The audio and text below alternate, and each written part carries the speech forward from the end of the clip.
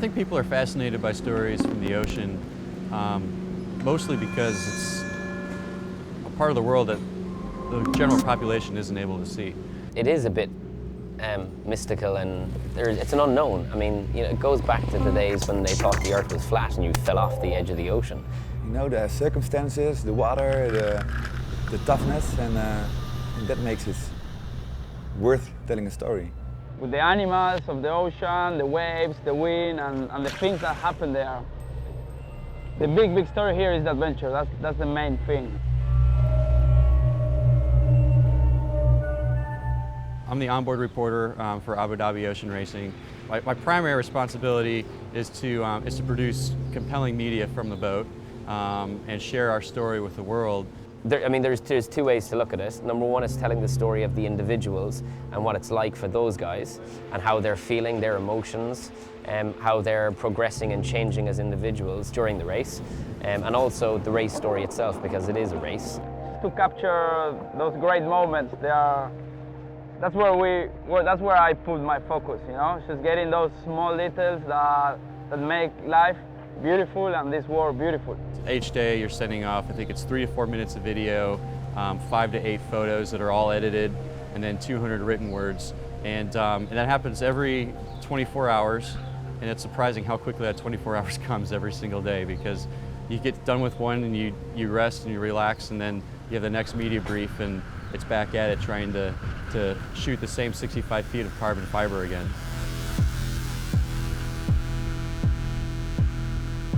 I think the technology doesn't change the storytelling.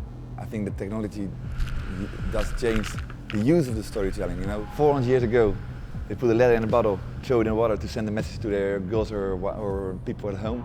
Look at where we now. You know, we can uploading, sending files to the mainland. It's an amazing feat to be able to, you know, beam a picture pretty much out in the outer space and then have it end up somewhere else on someone's laptop just a couple of hours later. I think fundamentally, you need to tell a story.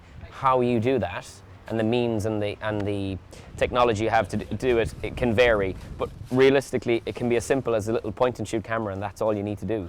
It's about the people, and you know, and it's the interaction between humans, not the interaction between technology. Burritos. This is a little movie for the girls back home. 21 days at sea. It's getting a bit hard sometimes. Who's driving? You're stuck in this bubble, in this environment, and all you have is 8 guys to discuss stuff with. All you're being able to do is just continue to make, you know, the best media for the best situation, and let people think what they're going to think about it. Looks like there might be a little bit of a chip on the tooth. But you know, Inmarsat does such a good job with the satellite technology we've got on board that we're able to just quickly pull everything off the boat and distribute it to everybody. You got to be cheaper than the pros, right? So all the guys on board, we know that our families each day are listening and watching and are experiencing it with us, as well as the general public. My son Alexander's first birthday. Hello Alexander, it's Daddy here. A very hairy daddy with a big beard here in the South Atlantic. In the back of your mind, you know that you're not alone in this adventure. And we know that a lot of people is watching us. We know that a lot of people is following us. It's funny because I went through a couple of times, I thought to myself, oh, today I just feel I can't do it. I just can't do it. The sink's full of bloody dishes. Don't ask me to make a coffee today, I'm not doing it.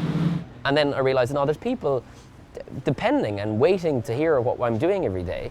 You know, one instance, you know, I said I wasn't feeling great on a blog, and my mom was freaking out for 2 or 3 days until I came back and said I'm doing great. And it's mad. Like it really is. It's a crazy, human experiment, for want of a better word. You know, ultimately, I'm a storyteller. I've got 8 characters on the boat that are my focus. You know, I want to do justice to what we're all going through each day and creatively and accurately portray that to everybody else. I think I did a good job. If my sister, she doesn't like sailing, if she watches one of the boats, like our boat for example, and she doesn't see the yellow with grey boat, you know, she sees Pablo Arart Elorza, the Spanish funny guy, you know, he likes to eat chocolate, or she sees Johnny Portman, you know, the fanatic sailor, and she have a face with the guys who were so remote on the sea, and I think then I did a good job. My goal in this race is obviously to deliver a story for people at home and make it entertaining. But it's also as much for me to have the experience also. When you share an experience as intense and emotional and the ups and downs together with these people, it's a very, very special thing.